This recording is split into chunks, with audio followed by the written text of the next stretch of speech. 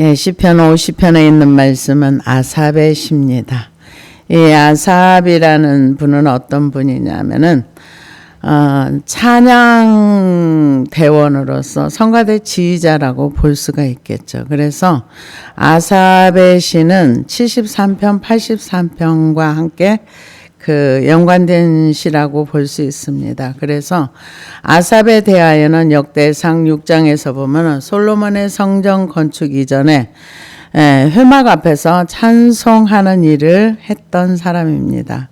그래서 베레가의 아들이며 헤만의 형제인 아삽이 있었다라고 설명을 합니다. 그리고 또 시대가 지나가고 나서 그 히스기야 왕 때 역사를 기록했던 역대하 29장에도 보면은 레위 사람들이 성전에서 찬송을 했으며, 또한 이 아삽이라는 사람은 선견자 아삽의 시, 그 여호와를 찬송했다. 그러니까 선견자도 했지만은 찬양을 이제 지휘했던. 그러면서 이제 하나님이 어떤 하나님인가를 이제 많이 배웠던 것 같아요. 그래서 1절에서 6절까지는 하나님께서 성도들을 불러 모으셨다. 7절에서 15절까지는 하나님이 받으시는 참된 제사는 무엇인가 말씀하고요. 그 다음에 16절에서 23절 말씀까지는 하나님께서 주신 경고와 약속의 말씀이다. 이렇게 볼 수 있습니다. 그래서 이 시편 50편에 보면은 하나님께서는 그 성도와 하나님의 관계는 어떤 관계인가? 어떤 관계냐면은 언약의 관계다, 이렇게 얘기를 해요. 언약의 관계라고 얘기를 하면서 이 사람들은 왜 하나님이 언약을 했는가? 출애굽기 7장에 보면은 내 백성을 보내라, 그들이 광야에서 나를 섬길 것이니라, 이렇게 시작을 하면서 그러니까 우리가 구원받은 목적은 하나님을 섬기기 위해서 불러내었다. 그래서 이 불러낸 하나님이 시내 산으로 데리고 가서 우리가 그 출애굽기에서 봤던 것처럼 출애굽기 19장에서 보면은 이스라엘 백성을 불러낸 이유가 뭐냐? 하나님의 소유를 삼기 위해서. 두 번째는 거룩한 백성이 되기 위해서, 또 제사장의 나라로 삼기 위해서 불렀다, 이렇게 얘기를 합니다. 그래서 광야 시대가 지나고 제사와 왕국, 성전이 건축되어지고 예루살렘의 멸망과 함께 왕국과 성전이 사라져 버렸어요.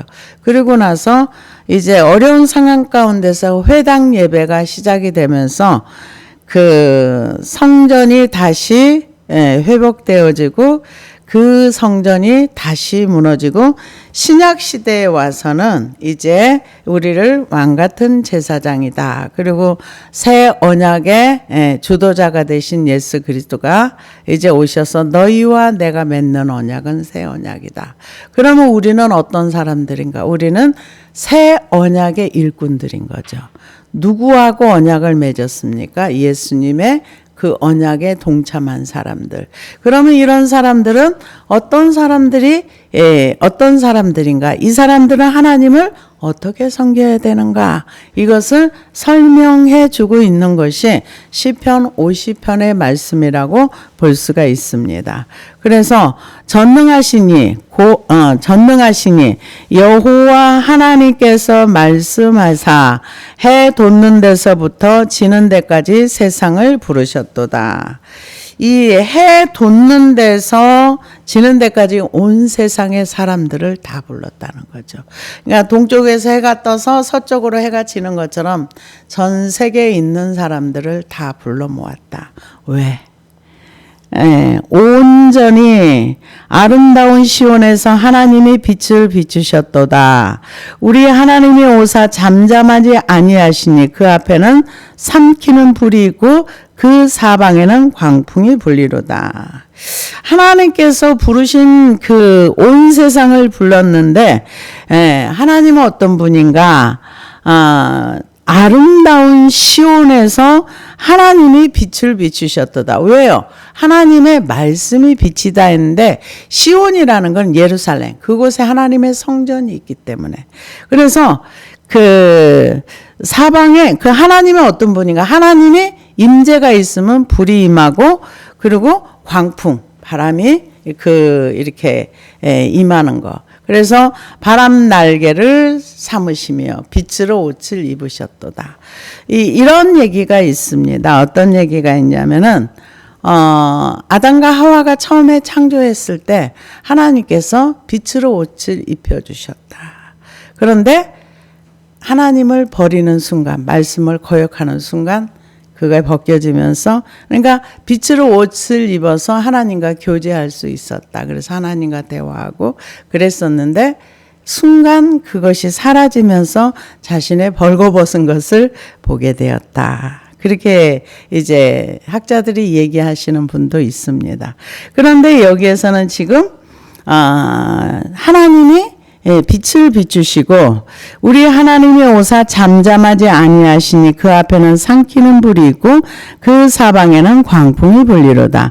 하나님이 자기의 백성을 판결하시려고 위 하늘과 아래 땅에 선포하시며 이르시되 나의 성도들을 내 앞에 모으라. 그들은 제사로 나와 언약한 이들이니라 하시니라.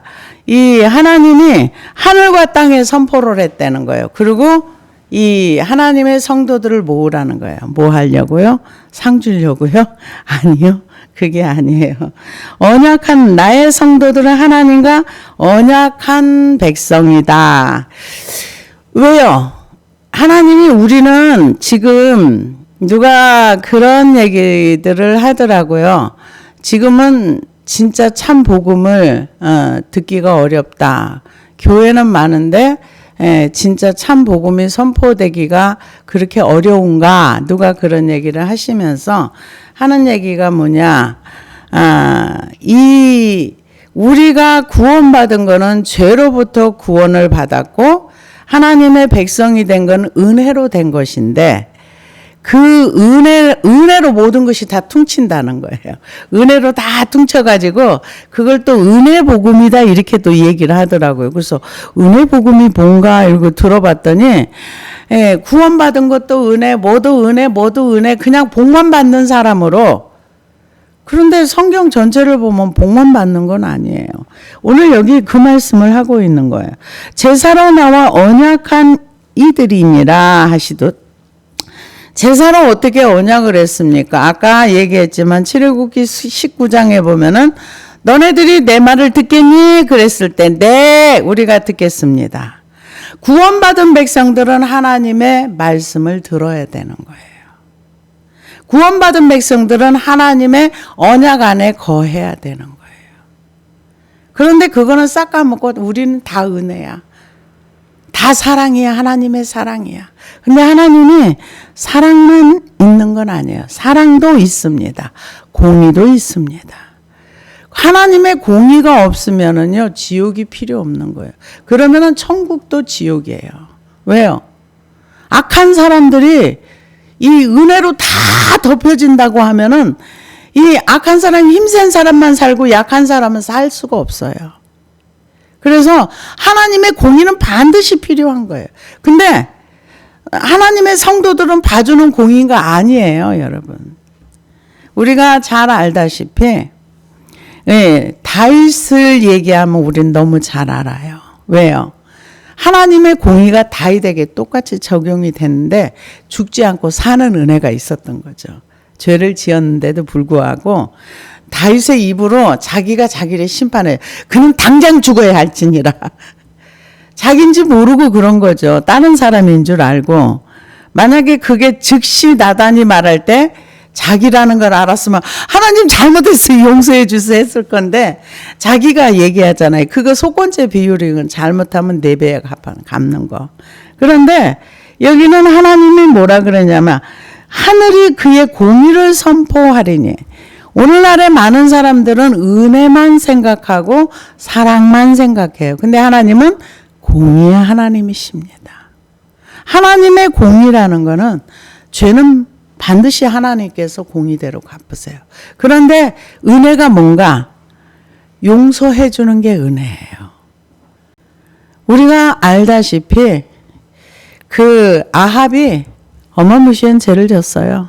사람도 많이 죽이고 선지자들도 죽이고 우상 숭배하고 그랬는데 엘리야의 그 직언을 듣고 나서 회개했잖아요. 많이는 안 했어요. 조금 했어요. 그런데 하나님이 그 당장 죽어야 할 그 현장에서 유보시켜 주는 거예요. 더 많이 기도했더라면은 축복까지는 안 가더라도 그 자녀들도 안 죽을 수도 있었겠지요. 그런데 거기까지 회개하고 그냥 본인은 죽었어요.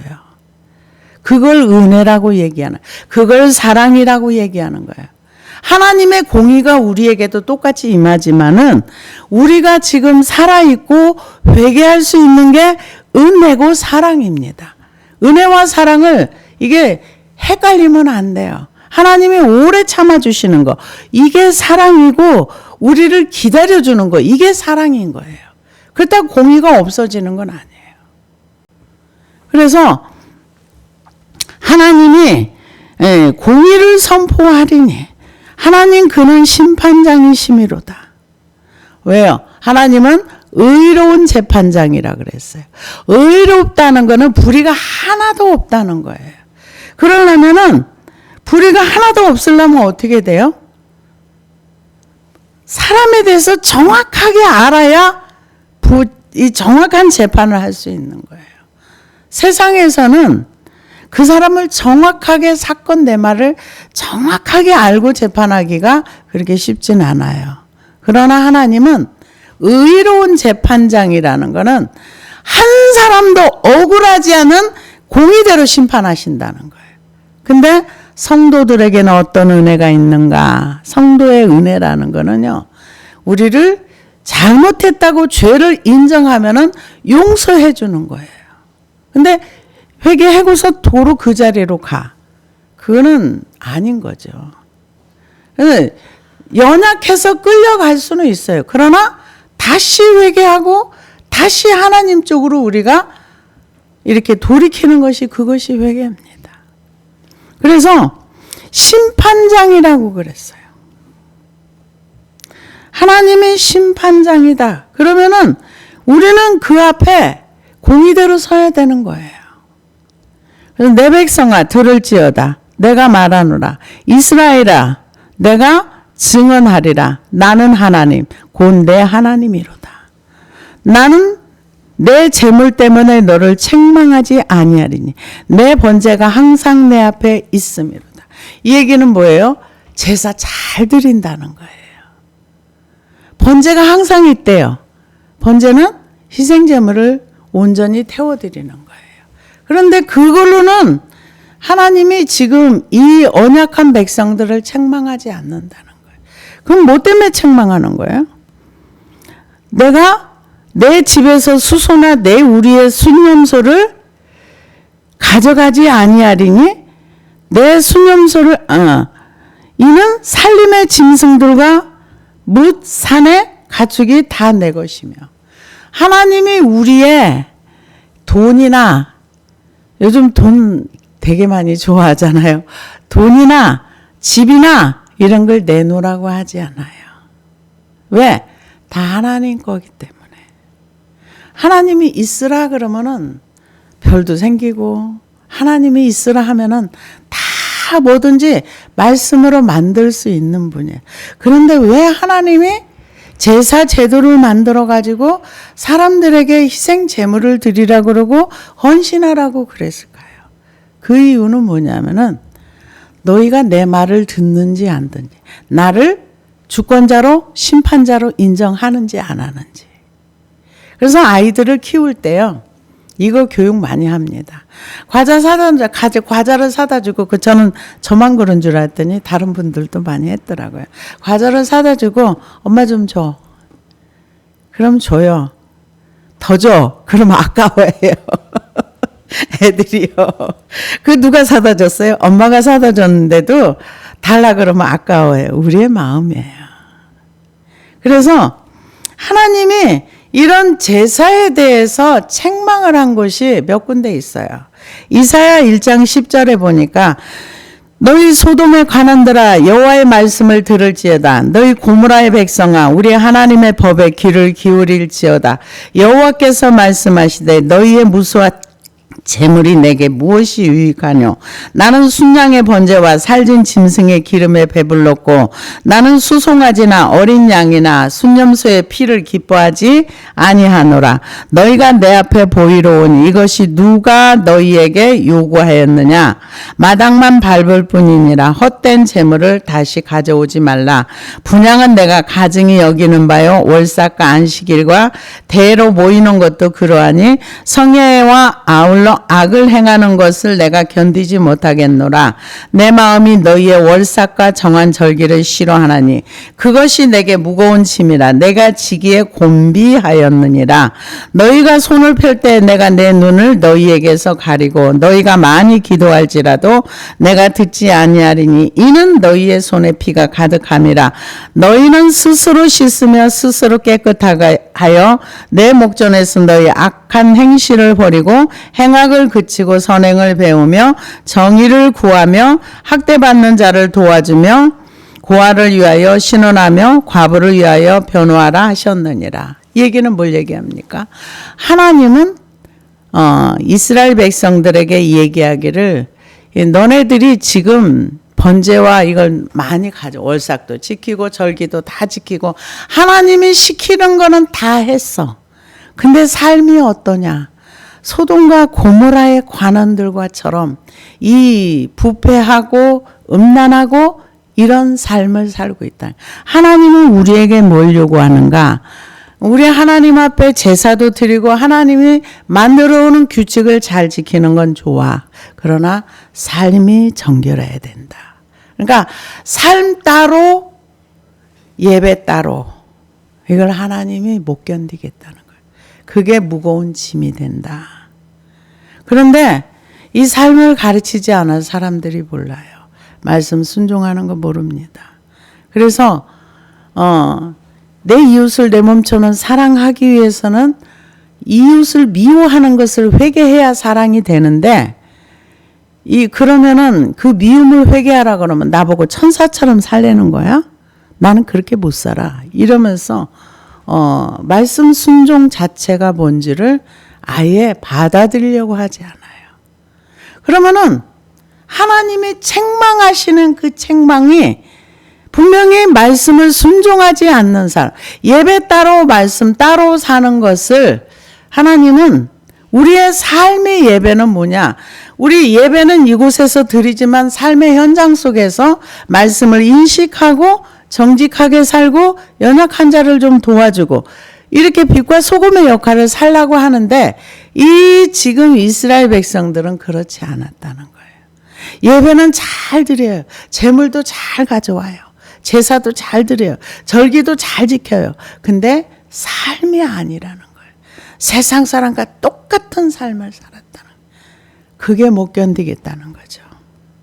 그래서 이사야 66장 2절에도 보니까 여호와가 말하노라 내 손이 모든 것을 지었으므로 그들이 생겼느니라. 무릇 마음이 가난하고 심령이 통회하며 내 말을 듣고 떠는 자 그 사람은 내가 돌보려니와 소를 잡아드리는 것은 살인함과 다름이 없이 하고 어린 양으로 제사를 드리는 것은 개 목을 꺾음과 다름이 없이 하며 드리는 예물은 돼지의 피와 다름이 없이 하고 분향하는 것은 우상을 찬송함과 다름이 없이 행하는 그들은 자기의 길을 택하며 그들의 마음은 가증한 것을 기뻐한즉 나 또한 유혹을 그들에게 택하여 주며 그들이 무서워하는 것을 그들에게 임하게 하리니 이는 내가 불러도 대답하는 자가 없으며 내가 말하여도 그들이 듣지 않고 오직 나의 목전에서 악을 행하며 내가 기뻐하지 아니하는 것을 택하였음이라 하시니라.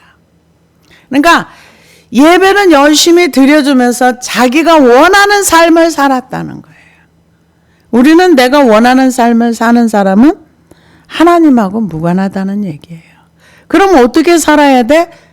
좁은 길을 가고 하나님이 하지 마라 한 것을 내가 했다며 그 삶을, 그 행위를 버리고 스스로 돌이켜서 하나님이 가라고 하는 그 길을 가라 이 얘기를 하고 있는 겁니다. 그래서 미가서 6장 6절에서 8절을 보니까 내가 무엇을 가지고 여호와 앞에 나아가며 높으신 하나님께 경배할까? 내가 번제물로 1년 된 송아지를 가지고 그 앞에 나아갈까? 여호와께서 천천의 수양이나 만만의 강물 같은 기름을 기뻐하실까? 내 허물을 위하여 내 마다들을 내 영혼의 죄로 말미암아 내 몸의 열매를 드릴까? 사람아 주께서 선한 것이 무엇임을 내게 보이셨나니 여호와께서 내게 구하시는 것은 오직 정의를 행하며 인자를 사랑하며 겸손하게 내 하나님과 함께 행하는 것이 아니냐. 하나님이 우리에게 요구하는 건 뭐냐? 말씀을 순종하고 하나님과 함께 동행하기를 원하는 거예요. 하나님과 교제를 원하는 거예요. 에덴 동산에서 아담과 하와가 하나님과 교제하면서 하나님과 함께 살았던 것처럼 하나님이 우리에게 요구하는 거는 하나님과 함께 사는 거. 그러려면 내가 원하는 거, 내 길을 선택하지 않아야 돼요. 하나님이 원하는 길을 선택해 가야 돼요.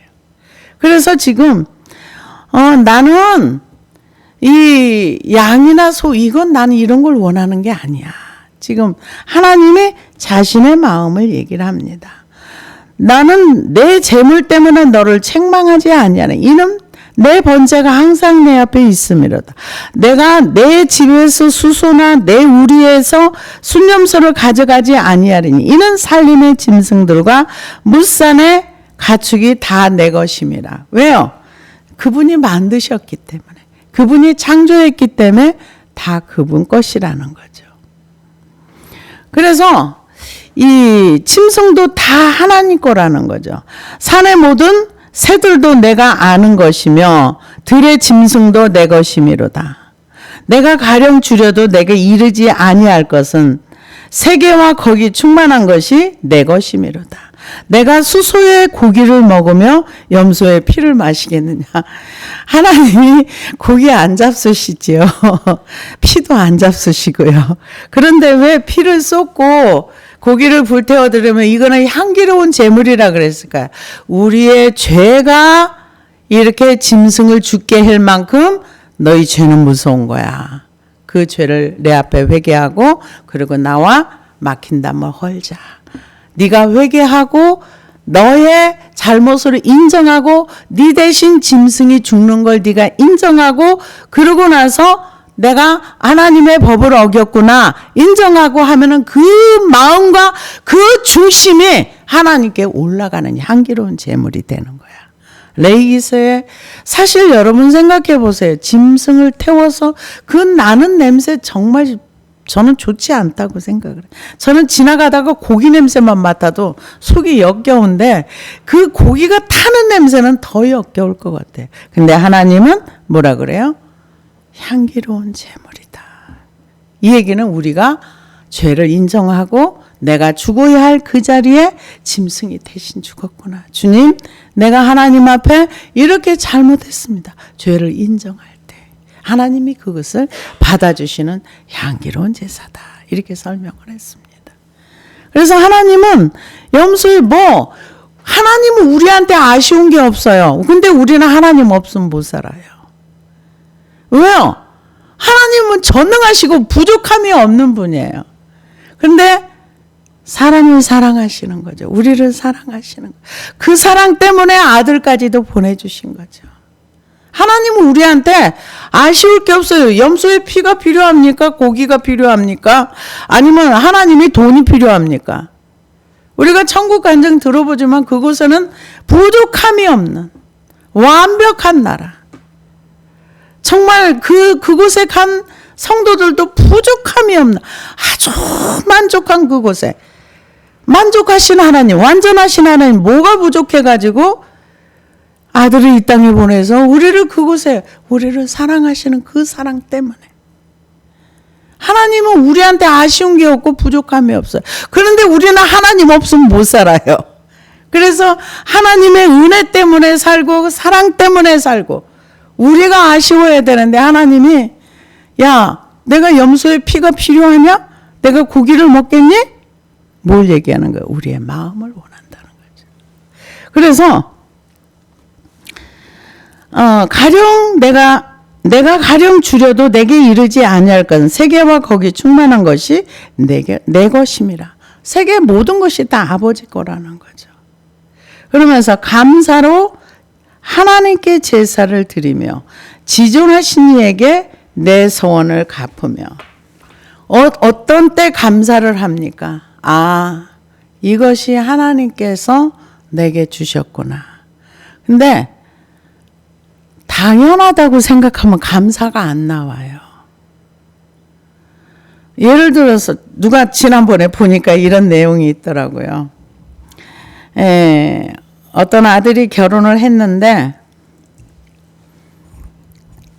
결혼하고서 이제 분가를 안 하고 엄마 아버지가 해주는 음식을 먹고 살면서 와이프하고 같이 아들 며느리 같이 살아요. 그러니까 엄마가 얘 너 생활비 조금만 주면 안 되겠니?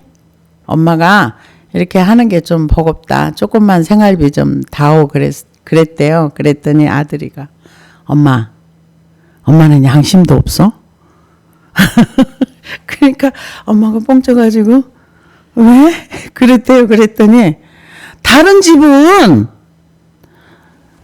아들이 결혼하면 전세 자금도 해서 딱 전세도 얻어주고 집도 사주는데 엄마는 아무것도 안 해줬잖아. 그래서 우리가 전세 자금 모으려고 지금 열심히 안 쓸 거 열심히 모으는데 우리 보고 생활비 내라고 이러면서 엄마한테 그러니까 엄마가 하는 얘기가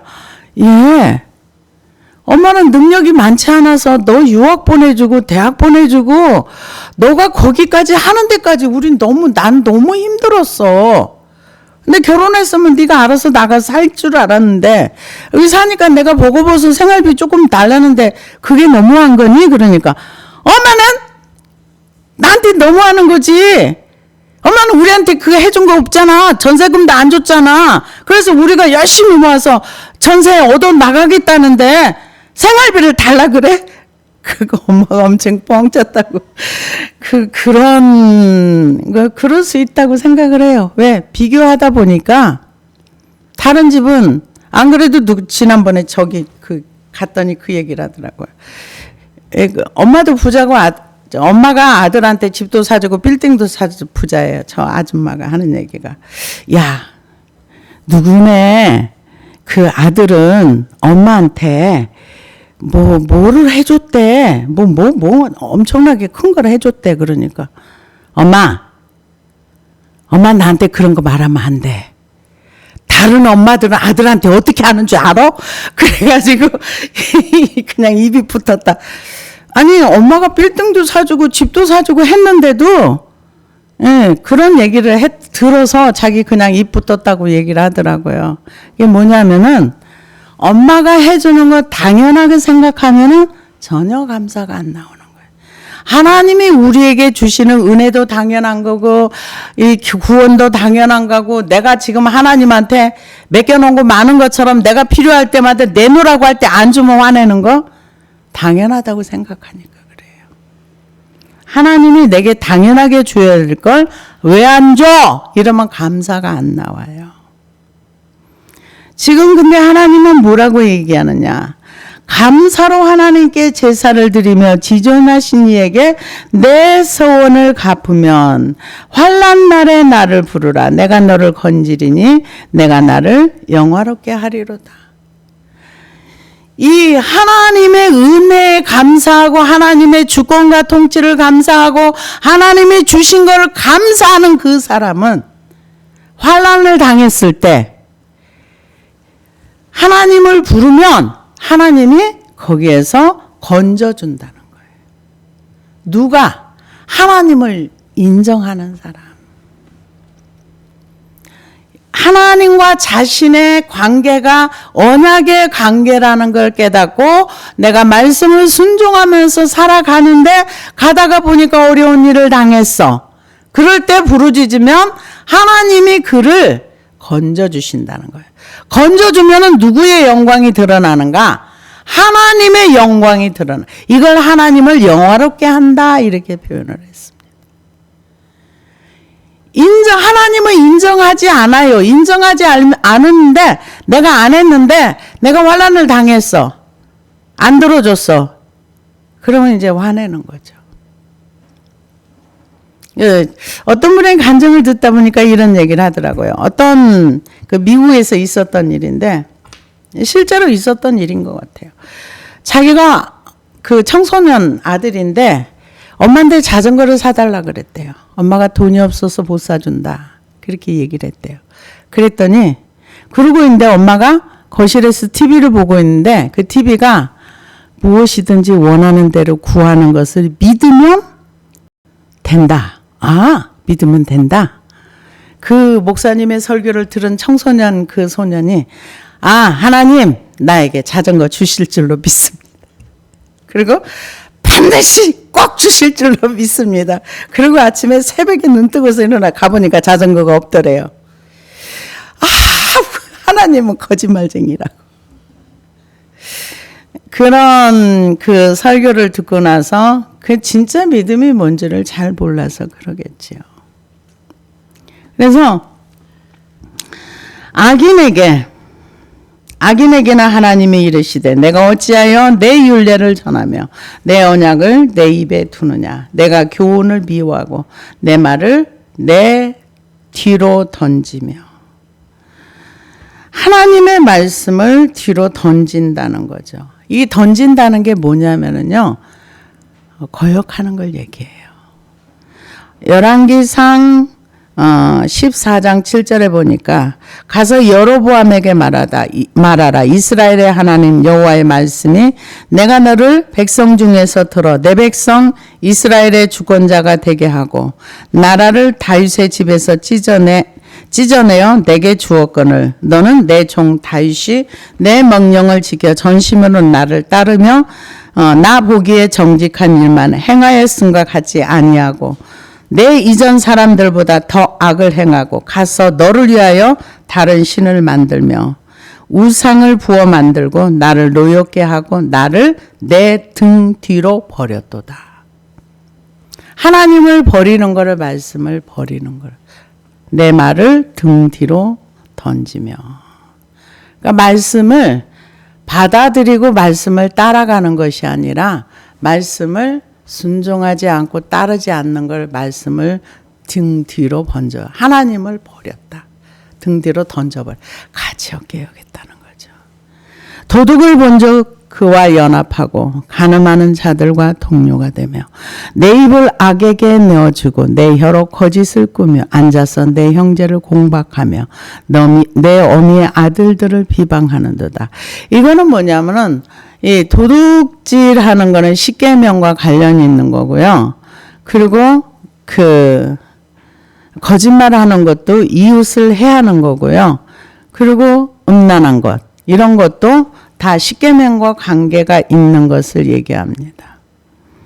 간음하는 자와 동료가 되며, 그러니까 도둑질하는 사람과 같은 무리가 되고 엄난한 사람과 간음하는 자와 같은 무리가 되고, 그러니까 하나님의 말씀을 등 뒤로 던져버리고 거역하고 아예 믿지 않아 하나님이 없는 상태, 그것을 말씀을 등 뒤로 던졌다 이렇게 얘기하면서 설명을 합니다. 그러면서 여기 내 형제를 공박하면 내 어미의 아들을 비방하는데, 이때는 그 일부 다처제가 좀 있었답니다. 그래서 아버지의 다른 그 세컨드나 이런 사람들의 자녀들을 뒤에서 욕하는 거, 이런 것을 이렇게 표현을 했다고 합니다. 그래서 내가 이 일을 행하여도 내가 잠잠하였더니 내가 나를 너와 같은 줄로 생각하였도다. 그러나 내가 너를 책망하여 내 죄를 내 눈앞에 낱낱이 드러내리라 하시는도다. 공의의 하나님은 죄를 덮어두지 않습니다. 그래서 그 죄는 우리가 기억나는 대로 생각나는 대로 십자가 앞에 가서 지우는 것이 최상입니다. 그래서 그리스도의 피로 지은 죄는 지워진, 내가 자백하고 지워진 죄는 하나님 앞에 가서도 그것이 드러나지 않을 정도로 깨끗이 지워진답니다. 우리가 이 땅에 육체를 가지고 있을 때 지워야 되는 것입니다. 그래서 내 눈앞에 낱낱이 드러내리라 하시는도다. 하나님을 잊어버린 너희여, 이제 이를 생각하라. 그렇지 아니하면 내가 너희를 찢으리니 건질 자 없으리라. 왜요? 하나님의 손에서 건져낼 자가 누구 있습니까? 모든 사람이 이 땅에 사는 동안에 안 죽고 사는 사람 아무도 없어요. 한 번 죽는 것은 하나님이 정하신 거라 그랬어요. 그 후에는 심판이 있다 그랬어요. 근데 심판이 어디서부터 시작하는가? 베드로 전서에 보면 하나님의 집에서부터 먼저 심판한다 그랬어요. 여기서는 이사야 1장에 보면은 내 마당만 반.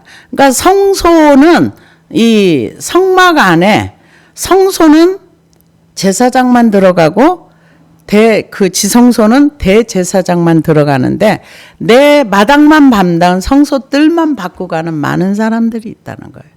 죄 문제가 해결하고 하나님을 만나기 위해 성소로 들어가야 되는데 안 들어간다는 겁니다. 그러니까 하나님과 무관한 삶을 살면서 제사 열심히 드리는 거 나 그거 안 받아 그 얘기예요.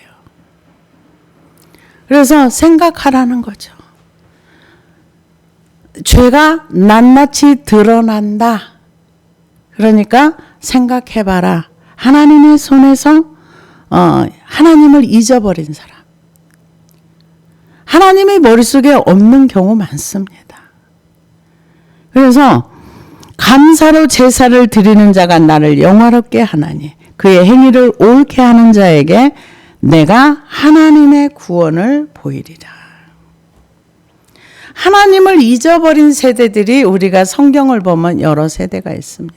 사사기 시대에도 하나님이 계시지만 그들의 세대 속에서는 하나님을 아예 잊어버렸어요. 그리고 우상숭배 쪽으로 갔어요. 그럴 때 하나님께서 그들을 이방인에게 손에 넘겨줘요. 그러면 고통당하면 하나님. 이게 사사기의 반복입니다. 그래서 히브리서 13장 14절에 보니까 우리가 여기에는 영구한 도성이 없으므로 장차 올 것을 찾나니 그러므로 우리는 예수로 말미암아 항상 찬송의 제사를 하나님께 드리자. 이는 그 이름을 증언하는 입술의 열매니라. 오직 선을 행함과 서로 나누어 주기를 잊지 말라. 하나님이 이 같은 제사는 기뻐하시느니라. 하나님이 어떤 제사를 기뻐하는가? 하나님을 인정하고 감사하는 것. 하나님이 주셨다고 생각하면 감사가 나오지만 내가 했다고 생각하면 감사가 안 나와요. 그래서 많은 사람들은 하나님을 위해서 뭔가를 해드리려고 해요. 하나님을 위해서.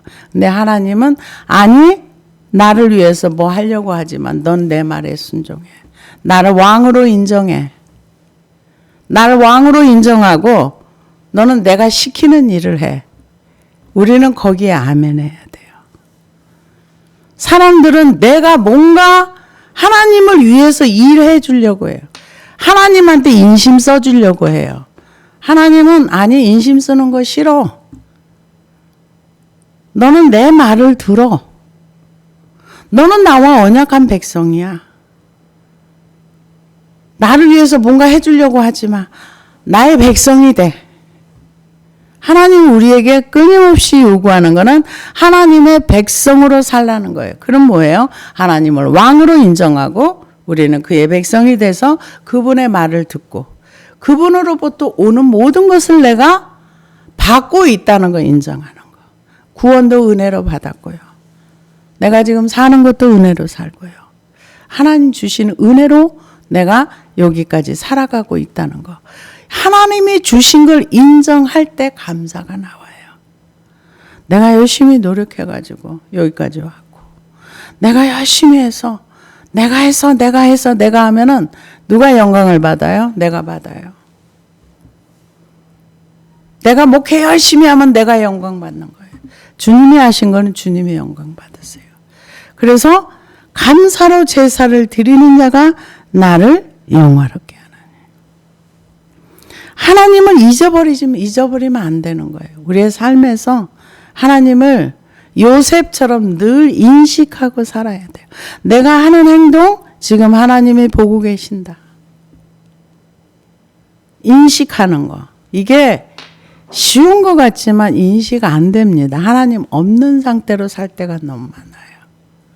하나님을 인식하고 사는 거. 하나님이 나를 지금 보시고 내가 신의 면전 앞에 살고 있다는 거.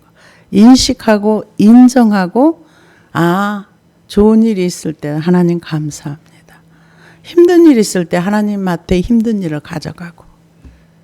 그래서 하나님이 나의 주가 되시고 나의 의지할 대상이 됐을 때 그 무엇을 가지고도 하나님 앞에 다 가지고 나가는 거. 사람 앞에 가지고 나가는 것이 아니라 무조건 우선순위가 하나님일 때, 그럴 때 감사로 제사를 드린. 누가 영광을 받는가? 하나님이 영광을 받는 거예요. 그가 하나님의 그의 행위를 옳게 하는 자에게 내가 하나님의 구원을 보이리라. 하나님께서는 우리에게 요구하시는 게 뭔가? 하나님을 인정하고 하나님을 주로 모시고 그분이 행하신 일을 인정하고 감사하는 것. 하나님이 없고 잊어버리는 삶이 아니라 그분을 인정하고 이 하나님으로부터 내가 와서 내 생명이 여기에 있고 이런 모든 것을 감사할 때 하나님이 영광을 받는다. 우리의 삶이 이런 삶이 되어야 될 줄로 믿습니다. 기도하시겠습니다.